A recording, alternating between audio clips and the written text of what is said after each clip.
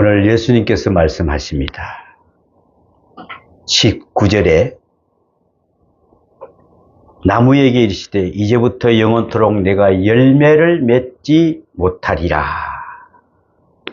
무화과 나무가 꼭 마른지라 그랬습니다.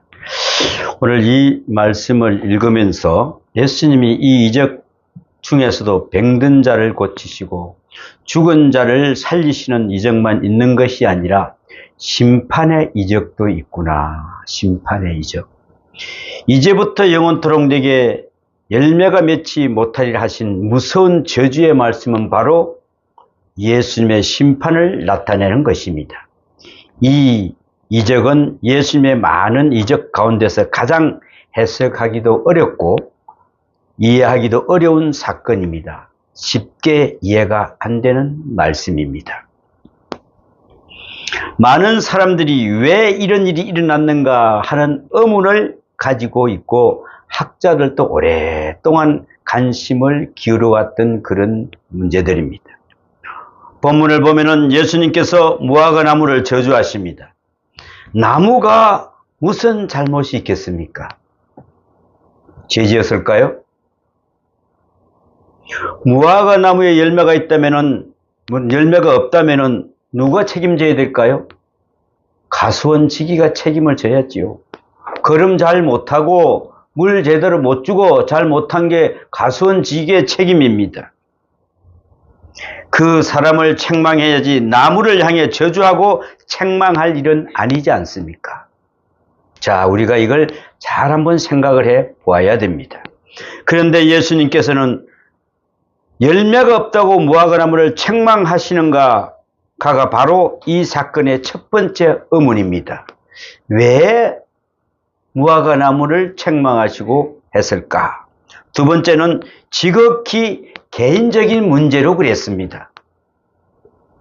예수님께서는 이런 새벽 예루살렘으로 올라가시다가 배가 고파서 무화과 나무를 찾으셨습니다. 멀리서 보니까 무화과 나무는 아주 크고 잎이 많이 있습니다. 저만하면은 충분한 열매가 있으리라 생각하고 다가가셨는데 나무에는 아무것도 없었습니다. 시장하신 터라 좀 섭섭했을 것입니다. 그러나 예수님이 단순히 섭섭하다고 해서 나무를 저주하실 분은 아니지 않습니까?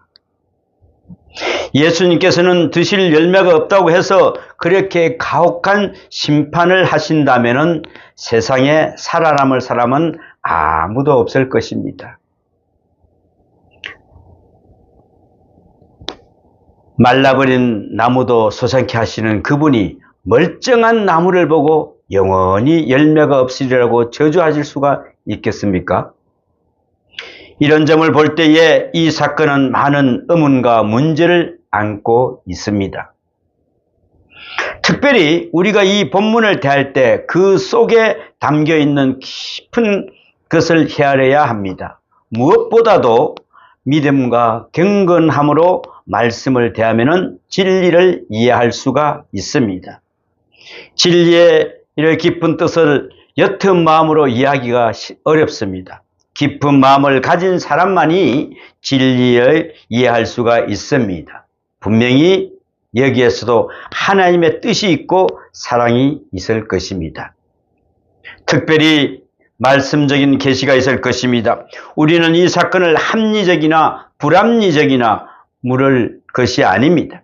보다 높은 차원에서 계시적인 사건이며 하나님의 말씀임을 전제하고 경건과 믿음으로 대해야 합니다.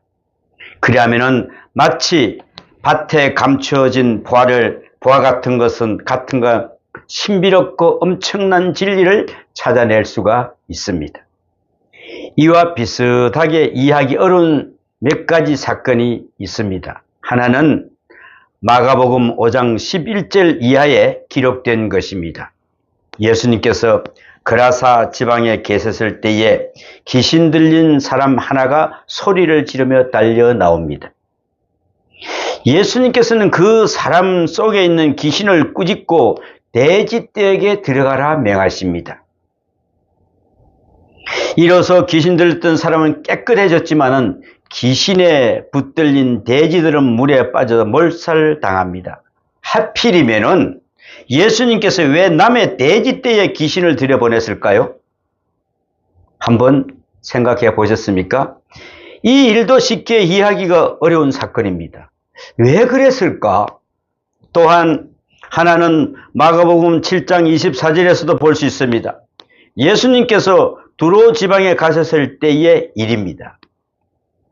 수로보니게 여자가 소리 지르며 예수님께 나와 자기 딸에게서 귀신을 쫓아주기를 간구합니다.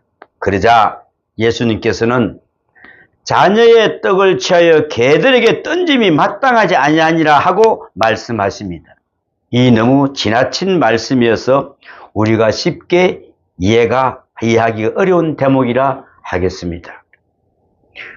누가복음 5장 59절 이하에도 말씀이 그렇습니다. 예수님께서 어떤 사람에게 나를 쫓으라 그렇게 말씀을 하셨습니다. 그가 말하기를 먼저 가서 부친의 장사를 지낸 뒤에 주님을 따르겠다고 합니다. 그때에 예수님의 말씀이 죽은 자들은 자기의 죽은 자들을 장사하게 하고 너는 가서 하나님의 나라를 전파하라 하십니다. 아직 죽지도 않는 부모를 죽을 때까지 모시고 장례까지 치려면은 주님 일은 언제 하느냐 하는 절박한 말씀입니다. 심지어는 먼저 가족과 작별하게 해달라는 사람에게 손에 쟁기를 잡고 뒤를 돌아보는 자는 하나님의 나라에 합당하지 아니하리라 라고 말씀하십니다. 말씀 그대로 보자면은 집에 돌아가 인사도 하지 말라는 것입니다. 이런 말씀을 모두 깊은 마음만이 이해할 수가 있습니다. 좁은 소견으로는 너무 지나치고 비인도적이고 비인간적이라 할 수도 있습니다. 그러면은 측량할 수 없는 하나님의 세계에는 모두 이유가 있습니다. 이해하기 어려운 말씀 속에도 다 깊은 의미가 있다는 것입니다. 본문에 나타나는 첫째 사건은 유일하게 파괴적인 기적이라는 데 중요한 의미가 있습니다. 파괴. 이제껏 예수님은 죽은 자를 살리시고 소경의 눈을 뜨게 하시고 병자들을 고치시고 풍랑이 있는 바다를 잠잠케 하시는 이적을 행하셨습니다. 그런데 여기에서 멀쩡한 무화과나무를 저주해서 말라버리게 하셨습니다. 바로 파괴적인 이적입니다. 여러분, 살리는 이적만이 이적이 아닙니다. 심판하는 것도 죽이는 것도 모두 이적임을 알아야 합니다. 예수님께서는 살고 죽는 것보다 영생이 더 중요하기 때문에 그렇습니다.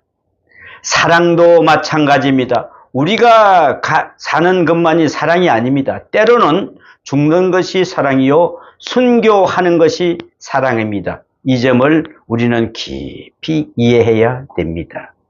죽는 것이 무슨 사랑입니까? 사랑하면서 죽을 수 있겠습니까? 둘째, 이 사건은 예수님께서 마지막 예루살렘에 방문해서 베푸신 유일한 기적이라는 데 의미가 있습니다. 예수님께서는 그 마지막 주일 동안 많은 이적을 행하셨습니다. 예루살렘에서 마지막으로 올라가셔서 성전을 깨끗하게 한 뒤 겟세마네 동산에서 기도하시고 십자가에 못 박히십니다. 어떤 의미에서는 예수님 생전에 베푸신 마지막 이적이라고 하겠습니다. 물론 예수님이 체포되실 때에 또 하나의 이적이 있기는 합니다. 베드로가 대제사장의 종 말고의 길을 칼로 내려쳤을 때에 그 길을 도로 붙여주신 이적입니다. 여러분, 떨어진 칼을 그냥 갖다 붙이는데 아무 흔적도 없어요. 한번 생각해 보셨습니까? 그러나 일반적으로는 오늘 이 사건이 공적으로 행하신 마지막 이적이라고 말합니다. 이 이적은 마태복음 21장과 마가복음 11장과 12절, 14절에 두 곳에 나타나 있습니다. 두 기록을 보면은 대체로 일치합니다. 마태복음에는 예수님께서 예루살렘 성전을 정결케 하신 다음에 베다니아에서 하룻밤을 쉬십니다. 그 다음날 예수님께서 새벽에 성전을 향해 가시다가 무화과 나무를 저주하셨고 나무는 단장 말라버렸다고 되어 있습니다. 마가복음에는 예수님께서 예루살렘 성전을 깨끗이 하신 그날에 무화과 나무를 저주하신 걸로 되어 있습니다. 또한 나무가 말라버린 사실도 그 다음 날에야 보고 알았다고 되어 있습니다. 두 기록의 차이는 별로 중요한 문제가 아닙니다. 그러나 예루살렘 성전을 깨끗게 하신 행사와 이 사건은 밀접한 관계가 있습니다. 본문을 이해할 때도 반드시 예루살렘 성전과 무화과 나무를 비교하면서 생각을 해야 합니다. 예수님께서는 더러워진 성전을 보셨습니다. 장사꾼들이 우글거리고 돈을 바꾸고 갖은 음모와 건모 술수가 죄악이 가득한 예루살렘 성전을 보셨습니다. 예수님께서는 너무 진노하셔서 모두 둘러엎고 어찌하여 하나님의 집을 강도의 굴로 만드느냐고 꾸짖으면서 장사꾼들을 모두 내쫓았습니다. 여러분, 예배당이 하나님의 성전이 장사치로서 그랬다는 게 말이나 되겠습니까? 왜 그랬겠느냐? 예수님께서는 성전을 청소한 뒤 베다니에서 쉬셨습니다. 다음 날 아침 예수님은 다시 예루살렘 성전을 향해 가십니다. 지금 주님의 마음속에는 예루살렘 성전이 보입니다. 많은 사람들이 잔뜩 기대를 걸고 예루살렘 성전으로 모여드는 것이 보입니다. 거기에 구원이 있고 유일한 소망이 있을 줄을 알고 찾아가는 것입니다. 그러나 사람들은 부패하고 타락한 성전을 보고 크게 실망을 합니다. 지금 예수님 마음은 실망하고 돌아가는 그 많은 사람들을 생각하고 있습니다. 저들이 저 성전을 바라보면서 실망하고 돌아가는구나. 그런 가운데 무화과 나무를 보셨습니다. 열매 없는 무화과 나무를 보시면서 예수님은 예루살렘 성전을 보시게 된 것입니다. 이것이 본문을 이해할 수 있는 키워드입니다. 이것은 그 속에 깊은 의미가 있는 상징적인 사건이요 비유적인 사건이 됩니다. 누가복음 13장 6절에도 열매 맺지 못하는 무화과 나무의 비유가 나옵니다. 한 포도원에 3년이 되었는데도 열매 맺지 못하는 무화과 나무가 있었습니다. 주인은 마침내 가은지기에게 3년을 기다려도 열매가 없으니 이 나무를 찍어버리라고 말합니다. 본문의 이 사건도 이와 같이 비슷한 비유적인 사건입니다. 셋째, 잎만 무성한 무화과가 무엇을 의미하느냐 하는 것입니다. 잎만 무성한 무화과. 바로 성전이 그렇고 바리새인이 그리고 제사장들이 바로 그랬습니다. 잎이 무성한 것과 같이 큰 성전도 있고 제사 드리는 의식도 있습니다. 그러나 그 속에는 뭐가 없을까요? 알맹이가 없었기 때문에 많은 사람들이 실망하고 돌아가는 것입니다. 여러분, 이 사실을 우리는 아셔야 됩니다. 그래도 사람들은 마지막 소원과 기대를 성전에 두고 있습니다. 그래, 그 성전만큼은 정말 깨끗할 거야. 정말 우리가 정말 기대할 수 있는 그런 것일 거야 라고 왔을 겁니다. 오늘날도 그렇습니다. 사회에서 교회에 대한 비난을 많이 합니다. 많이 하지요. 비난받을 만한 이유도 있지만은 어떤 의미에서는 교회에 대한 기대가 크다는 반증입니다, 여러분. 자기들은 못된 짓을 많이 해도 교회만은 깨끗해 주기를 바랍니다.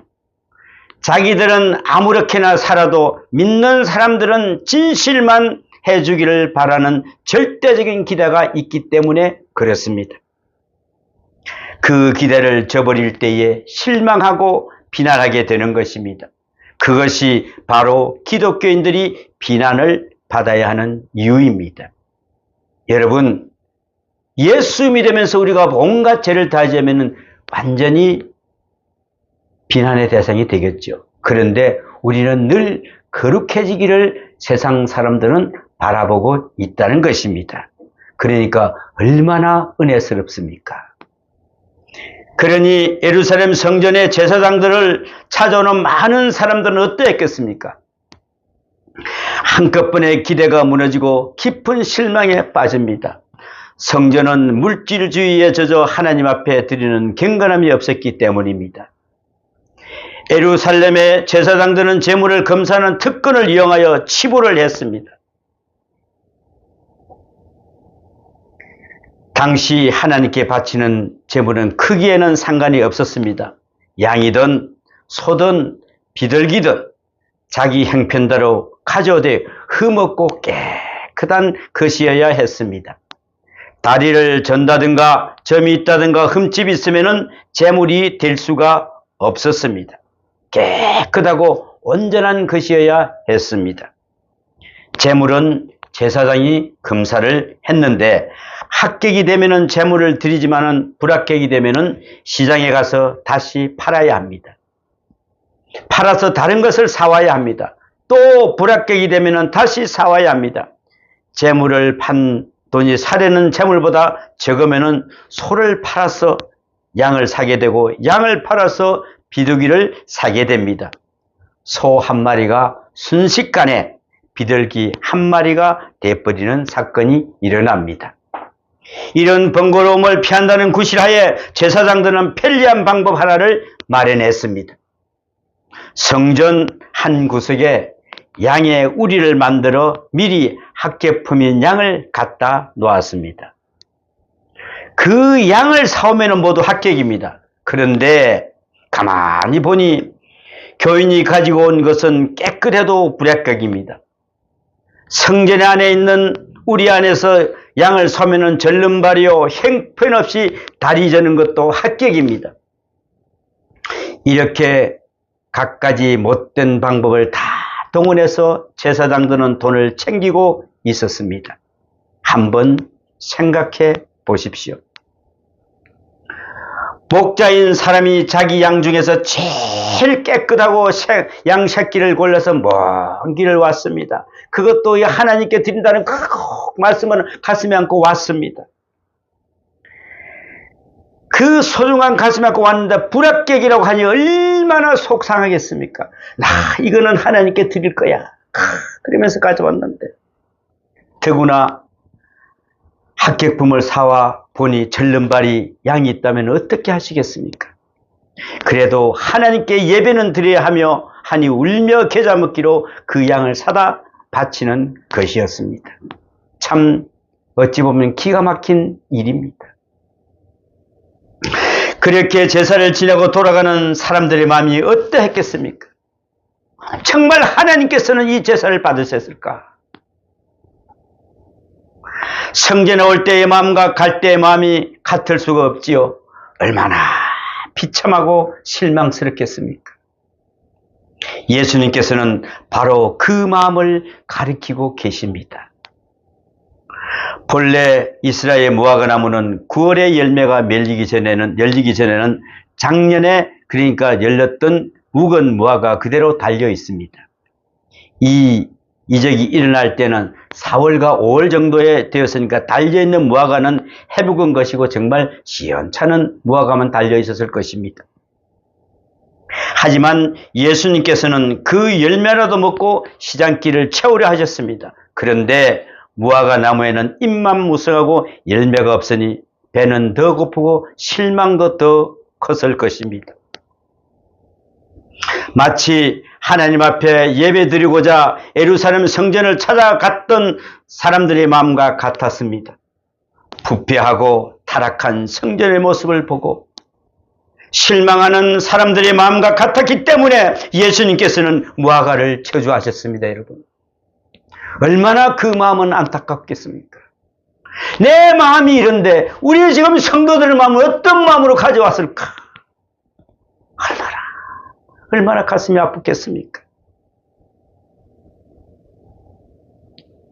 마치 하나님 앞에 예배드리고자 예루살렘 성전을 찾아갔던 사람들 마음과 같으니 부패하고 타락한 성전의 모습을 보고 실망하는 사람들의 마음과 같았기 때문에 예수님께서는 무화과를 저주하시지 않습니까? 내가 열매 맺지 못하리라 하신 말씀은 예루살렘 성전을 비유하신 말씀인 것입니다. 이것을 예언적이고 예표적인 말씀입니다. 사실 예루살렘 성전을 그로부터 40년 후에 망해버려 아직까지 복구가 되지 못했습니다. 그 뒤 2000년 동안 완전히 무너져 버린 것입니다. 또한 제사장을 심판하시어 그 자리를 지키지 못하게 하신 것입니다. 제사장의 위치를 빼앗아 버리고는 종말론적이고 상징적인 사건이라 할 수가 있습니다. 심판에는 종말론적 심판과 현재적 심판이 있습니다. 전자는 심판을 받자마자 그대로 죽든지 벼락을 맞든지 지옥에 떨어지는 것입니다. 후자는 심판은 지금 이루어지지만 심판받는 사람은 남은 유예 기간을 비참하게 살다가 기한이 되면은 행이 집행되는 것입니다. 좀 더 깊이 생각하면은 이것은 현재적 심판입니다. 심판의 집행은 40년 후에 이루어지지만은 집행의 선언은 현재에 이루어집니다. 집행은 단지 연기되고 유예될 뿐입니다. 현재적인 심판을 받으면은 화인을 맞은 양심이 되어 회개할 수가 없습니다. 우리는 회개할 줄 모르고 남에게 더욱더 달라지는 그런 사람을 보고 하인 맞은 사람이 더 같다고 이야기할 때가 있습니다. 이제부터는 완전히 악마에게 내던져진 것입니다. 회개도 없이 멍청하게 정신병자처럼 살다가 죽어가는 것입니다. 행운은 벌써 받았지만은 하나님의 특별한 경륜에 의해서 그 집행이 늦어질 뿐이었습니다. 뭐라 그럽니까? 하있을진저 서기관과 바리새인들이여. 예수님께서는 바리새인도 심판하셨습니다. 아나테마 예수도 이 말은 그대로 저주를 받으리라 하는 심판입니다. 심판을 받은 죄는 회개하지 못합니다. 완악해져서 바락바락 악을 쓰며 살아갑니다. 겸손할 수도 없습니다. 진리를 깨달을 수도 없고 회개할 수도 없습니다. 모든 게 흥커러진 채 비틀거리며 죽어갑니다. 예수님께서는 성전과 제사장을 향하여 내리신 심판은 우리 개인에게도 마찬가지입니다. 회개할 기회가 있는데도 끝까지 회개하지 않으면 어느 날인가 하나님께서 심판하고 마십니다. 심판받은 죄는 회개할 사람이 회개하지 못하고 모든 생각과 판단이 삐뚤어지기만 합니다. 참으로 불쌍한 심령들인 것입니다. 우리가 흔히 생각할 때에 심판받는다고 하면은 오늘 당장 새카맣게 타 죽는 것으로 압니다. 갑자기 차 사고로 나서 죽어야 하는 줄 알지만 그렇지 않습니다. 하나님의 심판은 내적으로 영적으로 이미 이루어졌고 그 집행만이 유예되어지는 것입니다.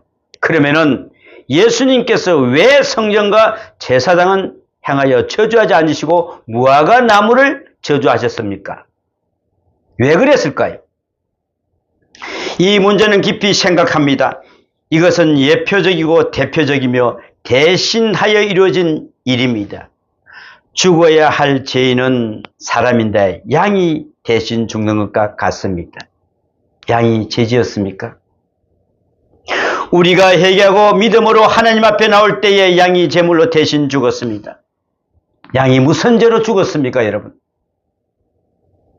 예수님께서 우리의 죄를 대신하여 십자가에 못 박혀 죽으신 것처럼 하나님께서는 우리를 깨닫게 하기 위하여 조그마한 사건으로 말씀을 상징합니다.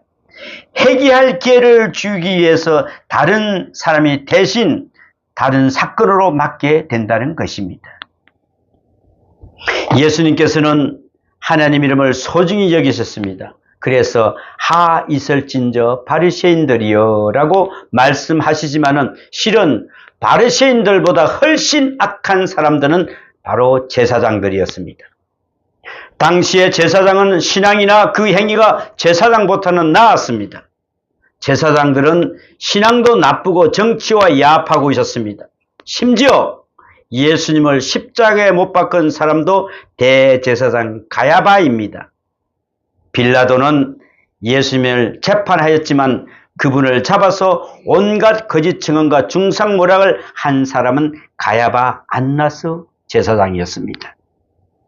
이렇게 제사장들이 바리새인보다 훨씬 악해도 예수님께서는 있을진저 제사장들이여라고 하지 않으셨습니다. 왜 그랬을까요? 왜냐하면 바리새인은 하나님 이름과 상관없이 저희들끼리만 만든 단체의 사람들입니다. 그러나 제사장은 하나님이 기름 부은 사람들입니다. 왕도 하나님이 기름 부은 왕입니다. 선지자도 하나님이 기름 부은 선지자인 것입니다. 그러므로 예수님께서는 제사장들이 아무리 악하고 그들 때문에 십자가에 못 박히는 자리에 나아가도 그들을 한 번도 저주하지 않으셨습니다. 예수님께서는 받으시는 순간까지도 말 한마디 실수하지 않으셨습니다. 하나님의 이름이 거기에 있기 때문에 그렇습니다. 마찬가지로 하나님의 성전도 하나님의 집입니다. 비록 헤롯 왕이 지었다고는 하지만 하나님이 이름으로 불리는 성전입니다.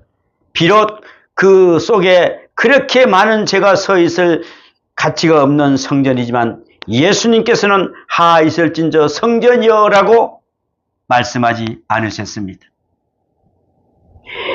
하나님의 이름이 거기 있기 때문에 그렇습니다. 그 대신에 무화과 나무를 제지하신 것입니다.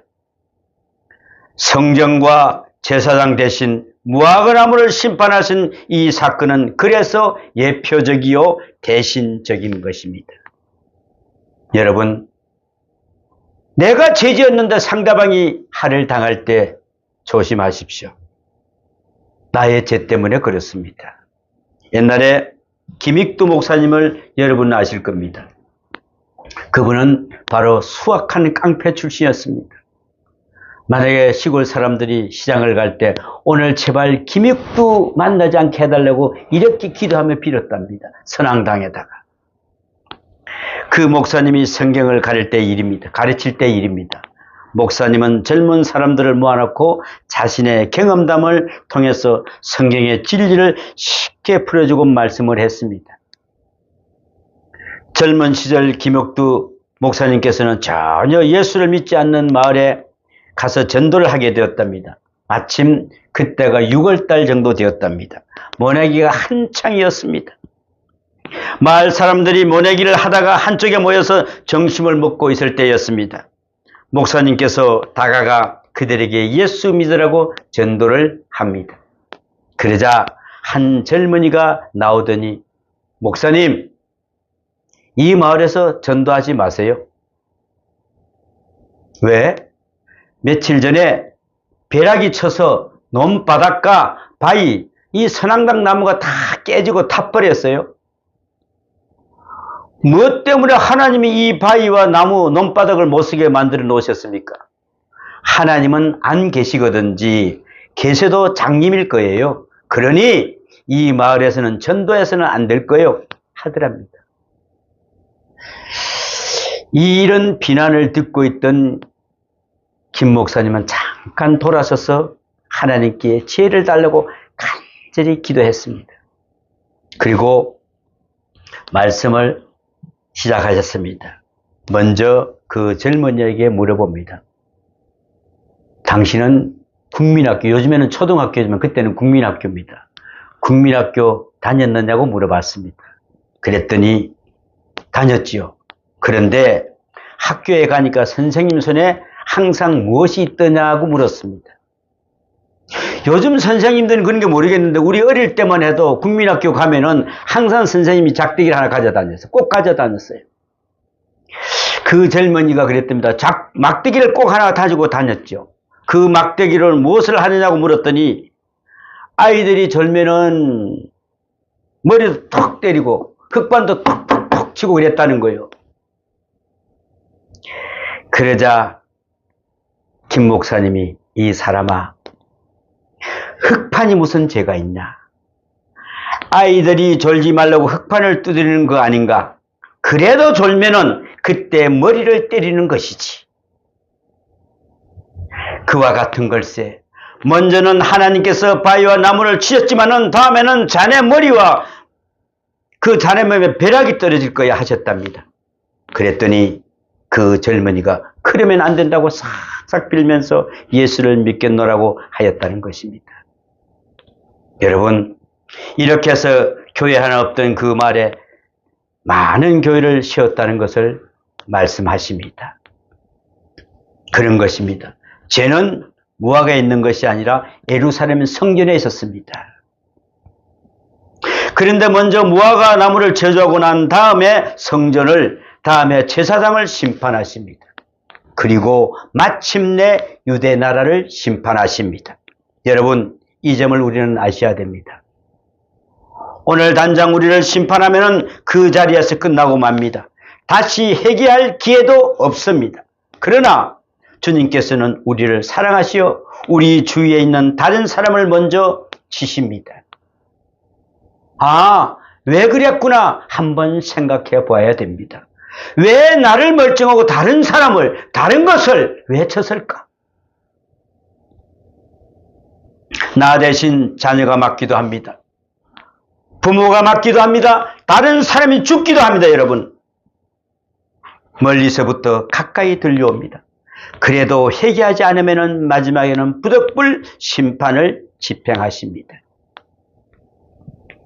무화과 나무의 심판하신 이 사건은 종말론적이죠. 또 계시적이면서도 깊은 진리가 담겨 있습니다. 살리는 것만이 이적이 아니고 심판하는 것도 이적임을 우리는 알아야 합니다. 말씀은 곧 능력으로 나타납니다.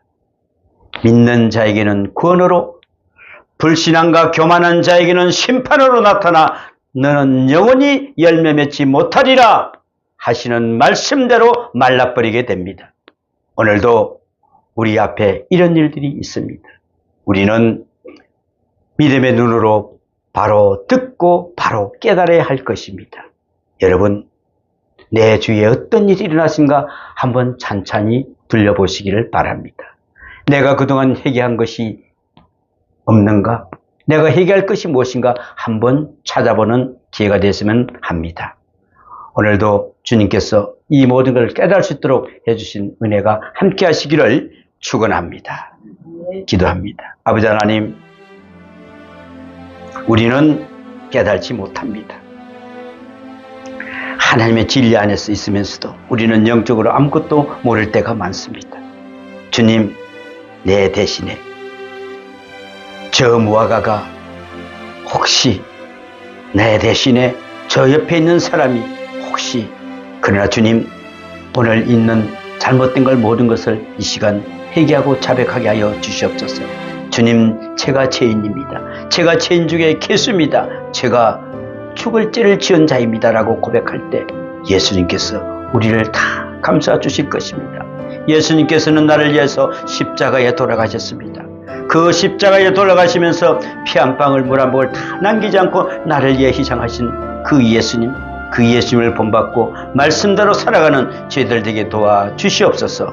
이 모든 말씀 우리 주 예수님 이름으로 기도하옵나이다. 아멘.